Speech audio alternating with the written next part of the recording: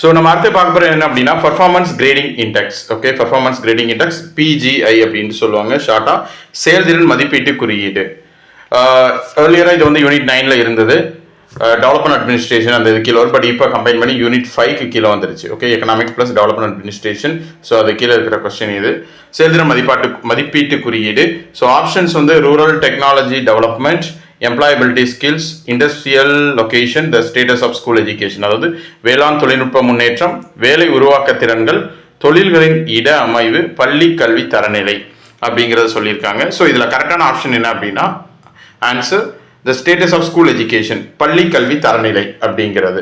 Okay, so இப்போ answer பார்த்தாச்சு. But PGI என்ன அப்படின்னா பர்ஃபார்மன்ஸ் கிரேடிங் இண்டெக்ஸ் அப்படின்னு சொல்லிட்டோம். So it will be released by ministry of education. So central government தான் ரிலீஸ் பண்ணுவாங்க, மினிஸ்ட்ரி ஆஃப் எஜுகேஷன் தான் ரிலீஸ் பண்ணுறது. இது என்ன பண்ணுவாங்க, எப்படி எதை பேஸ் பண்ணி இந்த இண்டெக்ஸை கிரியேட் பண்ணுறாங்க அப்படின்னா, ஸோ ஒவ்வொரு ஸ்டேட்லையும் state and union territories, not only in states, state and union டெரிட்டரிஸில் அவங்க ஸ்கூல் எஜுகேஷன் சிஸ்டம் எந்த லெவலுக்கு இருக்குது அப்படிங்கிறத டிஃப்ரெண்ட் ஃபேக்டர்ஸ், ஒரு டிஃப்ரெண்ட் டொமைன்ஸை வச்சு அனலைஸ் பண்ணிட்டு அதை பேஸ் பண்ணி ஒவ்வொரு ஸ்டேட்டுக்கும் ஒவ்வொரு யூனியன் டெரிட்டரிக்கும் ஸ்கோர் அவார்ட் பண்ணுறாங்க. ஓகே, ஸோ அந்த ஸ்கோரை பேஸ் பண்ணி ஸ்கோர் வந்து 1000க்கு இவ்வளோ அப்படிங்கிறத சொல்லிடுவாங்க.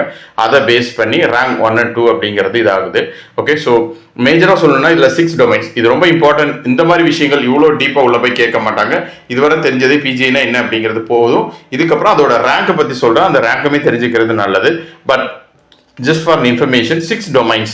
என்னென்ன டொமைன் அப்படின்னா, அதாவது எதை பேஸ் பண்ணி இந்த PGI அரைவ் பண்ணுறாங்க அப்படின்னா லேர்னிங் அவுட்கம்ஸ், கற்றல் வெளிப்பாடு. ஒவ்வொரு ஸ்டேட்லையும் கற்றல் வெளிப்பாடு எப்படி இருக்கு, படிக்கிறது மட்டும்தான் எந்த லெவலுக்கு அப்ளிகேஷன் ஓரியன்டா எடுத்துட்டு போறாங்க அப்படிங்கிறது.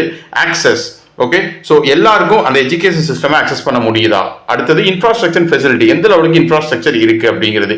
ஈக்விட்டி, ஒரு ஈக்குவலான எஜுகேஷன் சிஸ்டம் இருக்குதா, இருக்கிறதுல பெஸ்டா பண்றாங்க அப்படிங்கிறது. கவர்னன்ஸ் ப்ராசஸஸ், அந்த ஸ்கூல்ஸோட அட்மினிஸ்ட்ரேஷன் மேனேஜ்மெண்ட் எந்த அளவுக்கு இருக்கு அப்படிங்கிறது.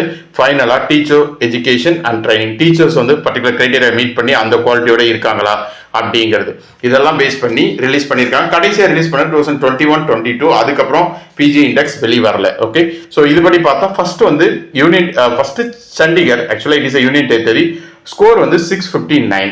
செகண்ட் ரேங்க் வந்து பஞ்சாப், தேர்ட் வந்து டெல்லி, ஃபோர்த்து கேரளா. ஓகே, தமிழ்நாடு ஆக்சுவலாக வந்து ஸ்கோர் 590.4, 7th ரேங்க்ல இருக்குது. ஓகே, ஸோ தமிழ்நாடு என்ன அப்படிங்கிறத ஹைலைட் பண்ணிக்கோங்க. மேபி இது ஒரு கொஸ்டினாக கூட வரலாம். அதை தாண்டி ஃபர்ஸ்ட் செகண்ட் தேர்ட் என்ன அப்படிங்கிறது. So thank you.